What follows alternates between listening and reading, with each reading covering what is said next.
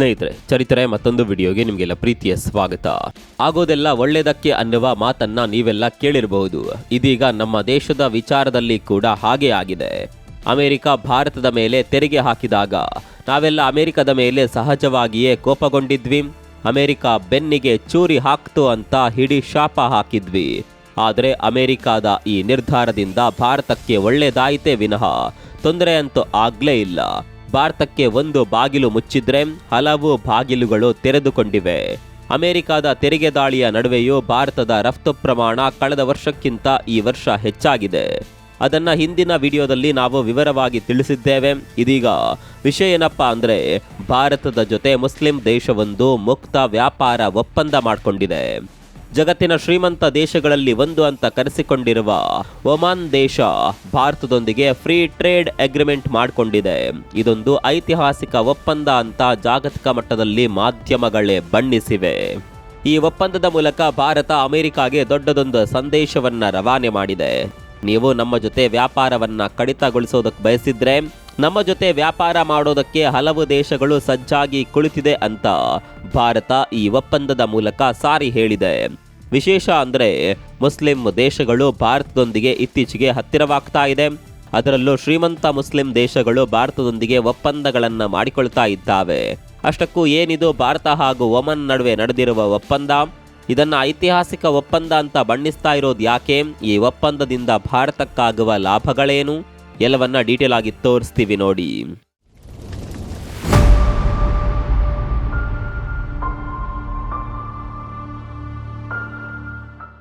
ಪ್ರಧಾನಿ ಮೋದಿ ಹಲವು ದೇಶಗಳಿಗೆ ಭೇಟಿ ಕೊಟ್ಟು ಬಂದಿದ್ದಾರೆ. ವಿಶೇಷ ಅಂದ್ರೆ, ಜಾರ್ಡನ್, ಇಥಿಯೋಪಿಯಾ ಹಾಗೂ ಒಮನ್ ದೇಶಗಳಿಗೆ ಮೋದಿ ಭೇಟಿ ಕೊಟ್ಟಿದ್ದಾರೆ. ಇದನ್ನ ನಾವು ವಿಶೇಷ ಅಂತ ಕರೆಯೋದಕ್ಕೆ ಕಾರಣ, ಈ ಮೂರು ದೇಶಗಳು ಕೂಡ ಮುಸ್ಲಿಂ ದೇಶಗಳು. ನಮ್ಮ ಪಕ್ಕದಲ್ಲಿರುವ ಪಾಕಿಸ್ತಾನ ಹಾಗೂ ಬಾಂಗ್ಲಾದೇಶಗಳು ಭಾರತವನ್ನ ಶತ್ರುವಿನ ರೂಪದಲ್ಲಿ ನೋಡಿದ್ರೆ, ಈ ದೇಶಗಳು ಮಾತ್ರ ಭಾರತವನ್ನ ಆಪ್ತ ಮಿತ್ರನಂತೆ ನೋಡ್ತಾ ಇದ್ದಾವೆ. ಅದರಲ್ಲೂ ಜಾರ್ಡನ್ ಭೇಟಿಯ ಸಂದರ್ಭದಲ್ಲಿ ಅಲ್ಲಿನ ರಾಜಕುಮಾರ ಪ್ರಧಾನಿ ಮೋದಿ ಅವರನ್ನ ಆತ್ಮೀಯವಾಗಿ ಬರಮಾಡಿಕೊಂಡ್ರು. ಮೋದಿ ಅವರನ್ನ ಕರೆದುಕೊಂಡು ಹೋಗೋದಕ್ಕೆ ಸ್ವತಃ ತಾವೇ ಕಾರ್ ಡ್ರೈವ್ ಮಾಡ್ಕೊಂಡು ಬಂದಿದ್ರು ಜಾರ್ಡನ್ ರಾಜಕುಮಾರ. ಮತ್ತು ಇಂಟ್ರೆಸ್ಟಿಂಗ್ ಸಂಗತಿ ಅಂದ್ರೆ, ಜಾರ್ಡನ್ ರಾಜಕುಮಾರ ಮುಸ್ಲಿಂ ಧರ್ಮಗುರು ಪ್ರಾಫೆಟ್ ಮಹಮ್ಮದ್ ಅವರ ನೇರ ವಂಶಸ್ಥ. ಮಹಮ್ಮದ್ ಅವರ 42ನೇ ವಂಶಸ್ಥ ಅಂತ ಇವರನ್ನ ಕರೆಯಲಾಗುತ್ತೆ. ಹೀಗಾಗಿ ಜಾರ್ಡನ್ ರಾಜ್ಕುಮಾರ ಭಾರತದ ಪ್ರಧಾನಿ ಅವರನ್ನ ತಮ್ಮ ಜೊತೆಯೇ ಕಾರ್ನಲ್ಲಿ ಕರೆದುಕೊಂಡು ಹೋಗಿದ್ದು ಸಹಜವಾಗಿಯೇ ಜಗತ್ತಿನ ಗಮನ ಸೆಳೆದಿತ್ತು. ಜಾರ್ಡನ್ ಬಳಿಕ ಇಥಿಯೋಪಿಯಾಗೆ ಕೂಡ ಮೋದಿ ಭೇಟಿ ಕೊಟ್ಟಿದ್ರು. ಇಥಿಯೋಪಿಯಾದಲ್ಲಿ ನಮ್ಮ ಪ್ರಧಾನಿಗಳಿಗೆ ಅಲ್ಲಿನ ಅತ್ಯುನ್ನತ ನಾಗರಿಕ ಗೌರವವನ್ನ ಕೂಡ ನೀಡಲಾಗಿದೆ. ಇದು ಕೂಡ ಭಾರತದ ಪಾಲಿಗೆ ಐತಿಹಾಸಿಕ ಕ್ಷಣ.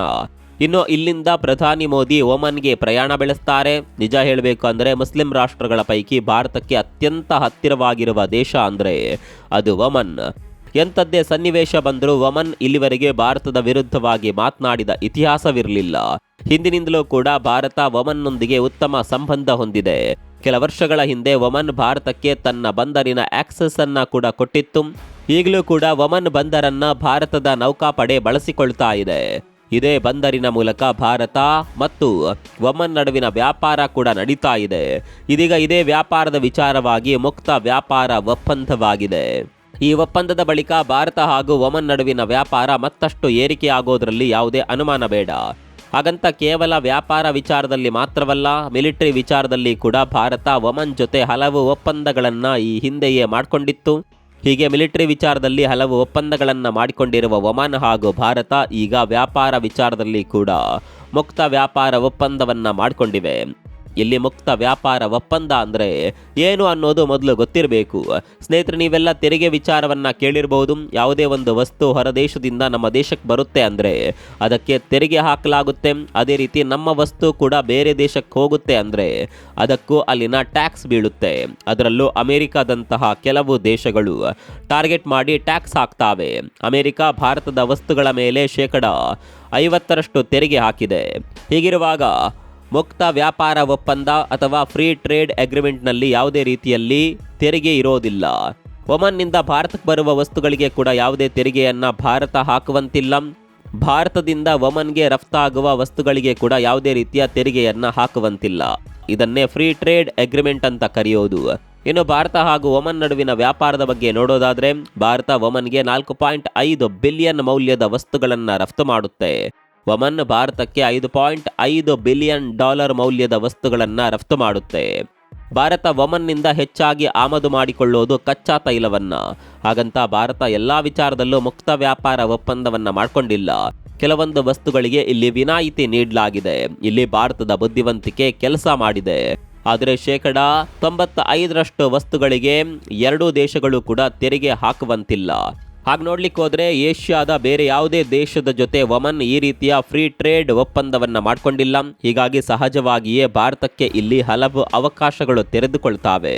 ಹೇಗಪ್ಪ ಅವಕಾಶಗಳು ತೆರೆದುಕೊಳ್ಳೋದು ಅಂತ ಕೇಳಿದ್ರೆ, ಉದಾಹರಣೆಗೆ ಭಾರತದಲ್ಲಿ ಉತ್ಪಾದನೆಯಾದ ಜವಳಿ ಉತ್ಪನ್ನಗಳು ಅಂದರೆ ಬಟ್ಟೆಗಳು, ಟೀ ಶರ್ಟ್ಗಳು ಒಮನ್ ದೇಶದಲ್ಲಿ ಇಲ್ಲಿವರೆಗೆ ತೆರಿಗೆ ಮೂಲಕ ಮಾರಾಟವಾಗ್ತಾ ಇತ್ತು.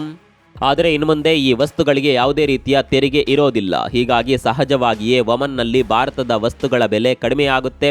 ಬೆಲೆ ಕಡಿಮೆ ಆಯಿತು ಅಂದಾಗ ಬೇಡಿಕೆ ಹೆಚ್ಚಾಗುತ್ತೆ. ಇಲ್ಲೇ ಭಾರತಕ್ಕೆ ಲಾಭ ಆಗೋದು. ಇನ್ನು ಭಾರತ ಇಲ್ಲಿ ತನ್ನ ಹೈನುಗಾರಿಕಾ ಉತ್ಪನ್ನಗಳನ್ನು ಪ್ರೊಟೆಕ್ಟ್ ಮಾಡಿ ಇಟ್ಟಿದೆ. ಹೈನುಗಾರಿಕೆ ಅಂದರೆ ಡೈರಿ ಉತ್ಪನ್ನಗಳು ಈ ಒಪ್ಪಂದದಲ್ಲಿ ಬರೋದಿಲ್ಲ. ಇದಕ್ಕೆ ಕಾರಣ, ಒಂದು ವೇಳೆ ಒಮನ್ನಲ್ಲಿ ಉತ್ಪಾದನೆಯಾದ ಡೈರಿ ಉತ್ಪನ್ನಗಳು ಯಾವುದೇ ತೆರಿಗೆ ಇಲ್ಲದೆ ಭಾರತಕ್ಕೆ ಬಂದಾಗ ಸಹಜವಾಗಿಯೇ ನಮ್ಮ ಉತ್ಪನ್ನಗಳಿಗಿಂತ ಅಲ್ಲಿನ ಉತ್ಪನ್ನಗಳ ಬೆಲೆ ಕಡಿಮೆ ಇರುತ್ತೆ. ಇದರಿಂದಾಗಿ ನಮ್ಮ ರೈತರಿಗೆ ತೊಂದರೆಯಾಗುವ ಸಾಧ್ಯತೆ ಹೆಚ್ಚಿದೆ. ಈ ಹಿಂದೆಯೂ ಕೂಡ ಹಲವು ದೇಶಗಳ ಜೊತೆಗಿನ ಒಪ್ಪಂದದಲ್ಲಿ ಭಾರತ ಈ ಡೈರಿ ಪ್ರಾಡಕ್ಟ್ಗಳಿಗೆ ವಿನಾಯಿತಿ ಕೊಟ್ಟಿತ್ತು. ಇಲ್ಲೂ ಕೂಡ ಈ ಒಪ್ಪಂದದಲ್ಲಿ ಡೈರಿ ಪ್ರಾಡಕ್ಟ್ಗಳನ್ನು ಪರಿಗಣಿಸಲಾಗಿಲ್ಲ. ಇದನ್ನೇ ನಾವು ಬುದ್ಧಿವಂತಿಕೆಯ ನಡೆ ಅಂತ ಕರೆದಿದ್ದು.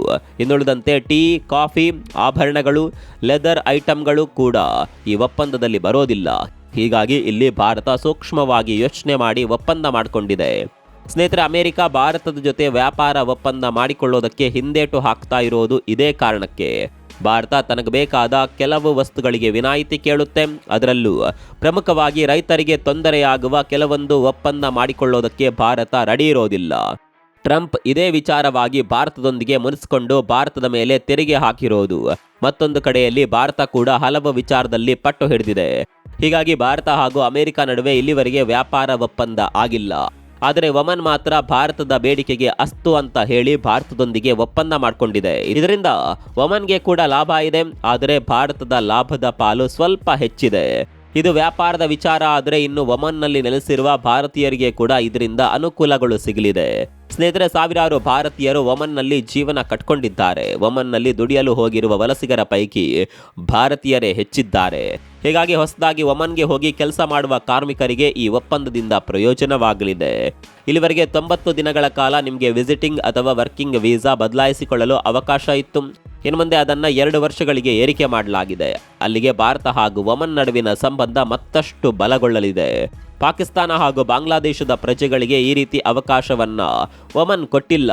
ಅಲ್ಲಿಗೆ ಭಾರತದ ಮೇಲೆ ಒಮನ್ ಇಟ್ಟಿರುವ ನಂಬಿಕೆಯನ್ನ ಕೂಡ ನಾವು ಗಮನಿಸಲೇಬೇಕು.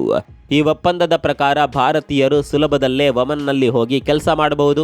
ಅದೇನೇ ಇರಲಿ, ಭಾರತ ಹಾಗೂ ಒಮನ್ ನಡುವಿನ ಈ ಒಪ್ಪಂದ ನಿಜಕ್ಕೂ ಐತಿಹಾಸಿಕ ಒಪ್ಪಂದ. ಈ ಮೂಲಕ ಭಾರತ ಹಲವು ದೇಶಗಳಿಗೆ, ಅದರಲ್ಲೂ ಅಮೆರಿಕಾಗೆ ನೇರ ಸಂದೇಶವನ್ನ ರವಾನೆ ಮಾಡಿದೆ. ಭಾರತದ ಶಕ್ತಿ, ಸಾಮರ್ಥ್ಯ ಏನು ಅನ್ನೋದು ಮತ್ತೊಮ್ಮೆ ಪ್ರೂವ್ ಆಗಿದೆ. ಈ ಒಪ್ಪಂದದ ಬಗ್ಗೆ ನಿಮ್ಮ ಅಭಿಪ್ರಾಯವನ್ನು ಕಾಮೆಂಟ್ ಮಾಡಿ. ಮತ್ತೊಂದು ವಿಡಿಯೋ ಸಿಗೋಣ. ಅಲ್ಲಿವರೆಗೂ ನಮಸ್ಕಾರ.